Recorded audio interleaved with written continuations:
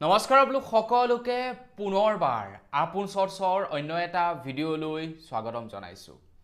আপোনালোকে যদি এতিয়া কিবা কাৰণত কেতিয়াবা আপোনালোকে সমস্যাত ভোগে, যিকোনো ধৰণৰ সমস্যা, তো আপোনালোকে পুলিচৰ ওচৰত যাব নালাগে। আপোনালোকৰ ওচৰলৈ এতিয়া পুলিচ আহিব। অসমৰ মুখ্যমন্ত্ৰী হিমন্ত বিশ্ব শৰ্মাদেৱে আমাৰ অসমত এটা নতুনকৈ সিস্টেম উলিয়াইছে।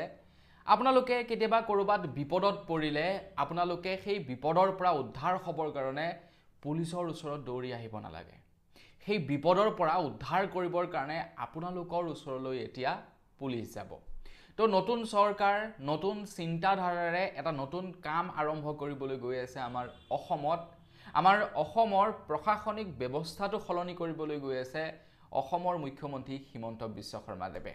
এতিয়ালৈকে আমাৰ কি হয়, আমাৰ যদি কেতিয়াবা কিবা সমস্যা হয়, আমি সমস্যাৰাজিবিলাকৰ বিষয়ে জনাবৰ কাৰণে আমি থানালৈ যাব লগা হয়।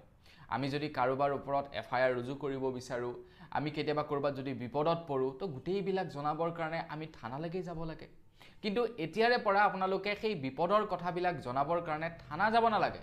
খুদ থানা আহিব আপোনাৰ ওচৰলৈ আপোনাৰ কথা বতৰাবিলাক শুনিবৰ কাৰণে। সেই কেছটো মীমাংসা কৰিবৰ কাৰণে এতিয়া খুদ থানা আপোনাৰ ওচৰলৈকে আহি পাব। এটা নতুন সিস্টেম উলিয়াবলৈ গৈ আছে আমাৰ অসমত। সেই সম্পৰ্কে আজিৰ এই ভিডিঅ'টোত মই আপোনালোকক জনাম। তো ভিডিঅ'টো প্ৰথমৰ পৰা শেষলৈকে চাই থাকিব। মই শ্ৰীপাণ্ডি গগৈ, আপোনালোকে চাই আছে আপোন চৰ্চ। আহক আৰম্ভ কৰোঁ আজিৰ ভিডিঅ'। আগবাঢ়িছোঁ আজিৰ খবৰটোৰ ফালে। আমাৰ অসমত এতিয়া স্থাপন কৰা হ'ব প্ৰায় 200খন মোবাইল পুলিচ ষ্টেচন। মানে ভ্ৰাম্যমান পুলিচ ষ্টেচন প্ৰায় 200খন স্থাপন কৰা হ'ব বুলি জনাইছে। তো এই ভ্ৰাম্যমান বা মোবাইল পুলিচ ষ্টেচন আকৌ কি? তো এতিয়াৰে পৰা আমাৰ অসমত যদি কেতিয়াবা ক'ৰবাত কিবা এনেই বিপদ হওক, আপুনি ক'ৰবাত গৈ আছে, তো গৈ থাকোঁতে আপোনাৰ ওপৰত কোনোবাই অভদ্ৰ আচৰণ কৰিছে, কোনো ছোৱালীয়ে যদি বা কোনো মহিলাই যদি কিবা কাৰণত নিজকে ছেফ ফিল কৰা নাই ক'ৰবালৈ গৈ থকাৰ অৱস্থাত, তো তেওঁলোকে এতিয়া এই মোবাইল পুলিচ ষ্টেচনসমূহক খবৰ দিব পাৰিব। আৰু মোবাইল পুলিচ ষ্টেচনসমূহে আপোনালোকৰ ওচৰত গৈ পাবগে। এক প্ৰকাৰে এখন পুলিচ ষ্টেচন বুলিয়ে ক'ব পাৰি, যিখনক কোৱা হৈছে মোবাইল পুলিচ ষ্টেচন বা ভ্ৰাম্যমান পুলিচ ষ্টেচন বুলিও আমি ক'ব পাৰোঁ।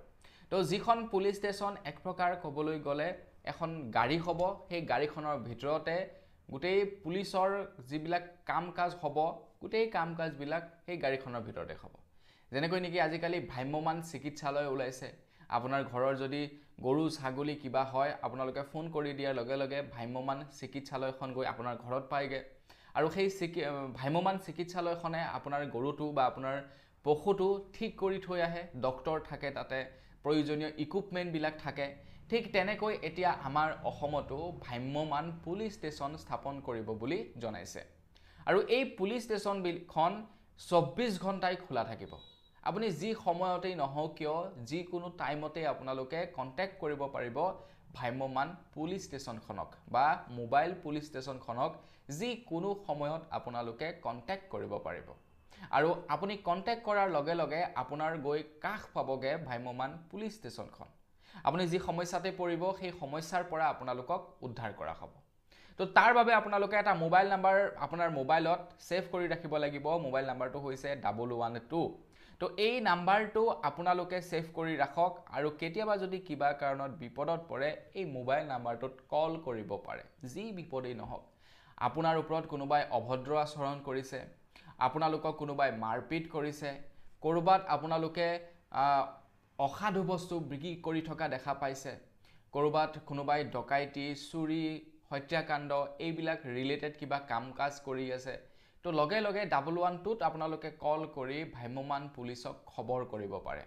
আৰু লগে লগে সেই পুলিচ গৈ পাবগৈ আপোনাৰ ওচৰত। আৰু লগে লগে সেই কেছটোৰ ওপৰত মানে ইনভেষ্টিগেশ্যন চলাব।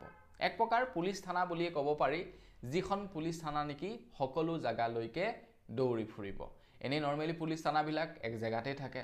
আপুনি খবৰ দিয়াৰ লগে লগে পুলিচ যায়, বা আপুনি কিবা এটা FIR ৰুজু কৰিবৰ কাৰণে বা অন্যান্য কিবা কাম কাজৰ কাৰণে থানালৈ আপুনি দৌৰি আহিব লাগে। থানাত আপুনি খবৰ কৰিব লাগে, FIR ৰুজু কৰিব লাগে। এটা দীঘলীয়া প্ৰচেছ।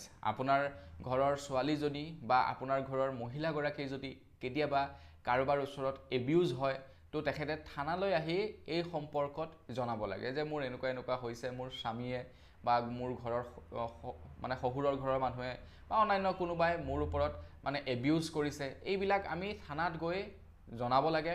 তাৰ পাছত থানায়ে যিজন ব্যক্তিৰ ওপৰত আপুনি অভিযোগ দিব সেই ব্যক্তিজনক মাতি পঠাব, ব্যক্তিজন আহিব, কেছটো মীমাংসা হ'ব। যদি দেখে অলপ মানে কেছটো ডাঙৰ হৈছে কেছটো, তেনেহ'লে কেছটো ৰেজিষ্টাৰ্ড হ'ব। তো এটা দীঘলীয়া প্ৰচেছ থাকে। কিন্তু এতিয়া আপুনি ঘৰতে থাকি ফোন কৰি দিলেই হ'ল 112 নাম্বাৰটোত।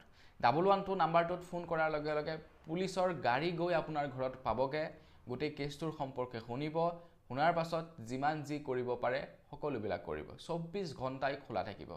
আপুনি ৰাতি যেনিবা বিপদত পৰিছে, তো ৰাতি বিপদত পৰাৰ সময়ত আপুনিতো থানালৈ আহিব নোৱাৰে।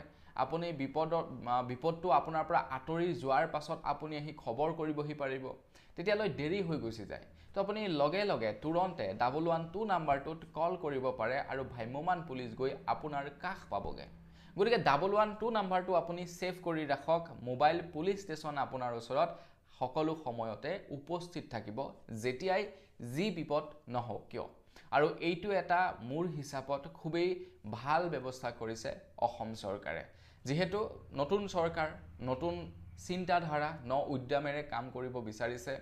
আমাৰ অসমত যাতে ক্ৰাইম ৰেট নাইকিয়া কৰিব পাৰে, তাৰ কাৰণে সেই চিন্তাধাৰা আগত ৰাখি এই কামটো কৰা হৈছে। গতিকে কেতিয়াবা যদি কিবা কাৰণত বিপদত পৰে, ৰাতিয়ে হওক দিনেই হওক, যিকোনো মুহূৰ্ততে আপোনালোকে লগে লগে 112 নাম্বাৰটোত কল কৰিব আৰু কল কৰাৰ কিছু সময়ৰ পাছতে আপোনাৰ ওচৰত গৈ পুলিচ হাজিৰ হ'ব। তো সেই মানে মোবাইল পুলিচ ষ্টেচনখনৰ কামেই হ'ব ঘূৰি ফুৰা। তেওঁলোকে থানাত বহি নাথাকে, তেওঁলোকে এটা নিৰ্দিষ্ট জেগাত বহি নাথাকে। তেওঁলোকৰ কামেই হৈ গ'ল পেট্ৰলিং দি থকা, তেওঁলোকে ঘূৰি ফুৰিব, ঘূৰি থাকিব। আৰু যেতিয়াই আপুনি কণ্টেক্ট কৰিব লগে লগে আপুনি কাষতে পাব। যিহেতু 200খন মোবাইল পুলিচ ষ্টেচন স্থাপন কৰিব, প্ৰত্যেক ডিষ্ট্ৰিক্টত 2-3খনকৈ ভ্ৰাম্যমাণ আপোনাৰ সেই পুলিচ ষ্টেচন থাকিব। প্ৰত্যেকখন ডিষ্ট্ৰিক্টতে 2-3খন ভ্ৰাম্যমাণ পুলিচ ষ্টেচন থাকিব। আৰু খবৰ দিয়াৰ লগে লগে ভ্ৰাম্যমাণ পুলিচ ষ্টেচন বা মোবাইল পুলিচ ষ্টেচনখন আপোনাৰ কাষ পাবগৈ বুলি জনাইছে। তো এই নতুন ছিষ্টেমটো আপোনাৰ মানে কেনেকুৱা লাগিছে তো কমেণ্ট ছেকশ্যনত জনাব। আজিৰ খবৰটো জানি কেনেকুৱা পালে সেই সম্পৰ্কেও কমেণ্ট ছেকশ্যনত জনাব। যদি ভাল লাগিলে লাইক এটা কৰি দিব, চেনেলটো ছাবস্ক্ৰাইব কৰা নাই ছাবস্ক্ৰাইবটো কৰি ল'ব। পুনৰ এটা লগ পোৱাৰ আশাৰে বিদায় মাগিছোঁ। ধন্যবাদ। জয় অসম।